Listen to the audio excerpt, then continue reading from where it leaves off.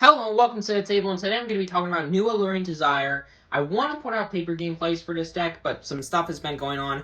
Ordering is taking longer than I expected it to, but realistically I should have known this, but I didn't really account for it. I'm being kind of stupid and ordering the wrong cards at the wrong time, so there's that too. But let's not talk about that. I will be putting out paper gameplays with New in the future. It might take a minute, but it is going to be coming out for New. There are going to be some paper gameplays with Zen and Enigma coming out very, very soon, I promise.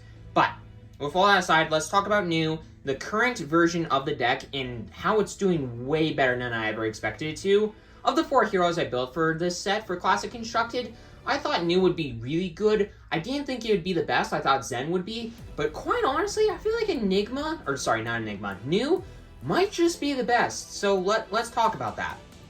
The weapons are amazing.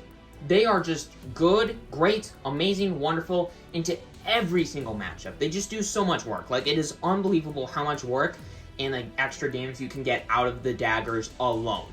Even though they attack for 1. But still, the amount of value is just unbelievable. And Transcend in this deck, like, oh my god.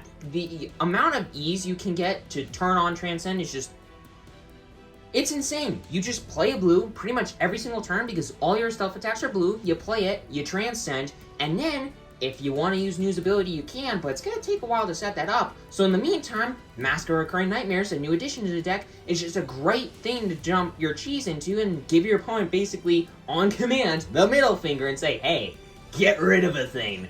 And it just can completely screw your opponent's turns over. They're blocking, what they want to do. They do get a choice, but it's still insane how much work and how much value you can get out of the Mask with the amount of ease you get to Transcend. With every single Transcend card in the deck, it's just unbelievable. Shroud, Redback Shroud, is another absolutely amazing card. It just saves your ass so much because there are 1-cost attack reactions in this deck, and when you can't play them, it's a real feels bad, but then there's Redback Shroud. It's like, wait, now I don't need this extra resource. Now I can use this and have a super big power turn and just do more damage, do more disruption, do more of what the deck wants to do. The common equipments are also way better than I would have ever expected them to be. I need to turn on cards like Bonds of Agony super duper easily and just generally being like really solid common equipment. Speaking of Bonds of Agony, it's a really good card and it's really easy to turn on to an ability, but it's a little bit worse than I expected it to be, not doing as much work as I thought it would. But Persuasive Prognosis is quite honestly the opposite, doing way more work than I ever thought it would, getting you tons of life, getting you tons of value and disruptive value out of your like attacks with this card. It's just unbelievable. And it just, honestly, it might be the best attack in the entire deck, which I didn't expect to say, but quite honestly, I think it is. Especially with Justinic, the MVP of like the main deck, of the inner deck, not the equipment, because Mask of Recurring Nightmares is the MVP of the deck in that sense. But Justinic is unbelievable. I need to turn on tons of your cards, like Persuasive Prognosis, and just dealing so much damage, getting you so much value, and it costs 0 resources. And it's just unbelievable how much value and how much damage and how much everything this card can give you. Siren's Call, another overperformer of the deck that I thought would be good, but not this good, because when it's good, it's really good. It gives an opponent's blue out of their hand, gives it to you, it goes on the combat chain. Sure, it's blocking now, and now your thing's not going to be coming through, but wait, you get to draw a card, play another attack reaction, and then buff the thing up more.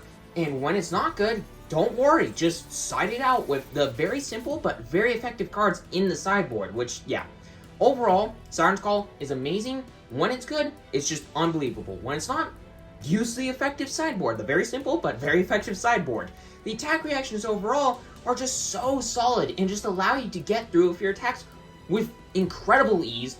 Always do the consistent, disruptive, just stupidity that this deck is known for. Sure, it's not Azalea, which I do think is one of the best decks in the game right now, and realistically is a better deck than New, but this deck just disrupts decks so much more than Azalea does, because the amount of hand disruption that this deck has access to is just unbelievable.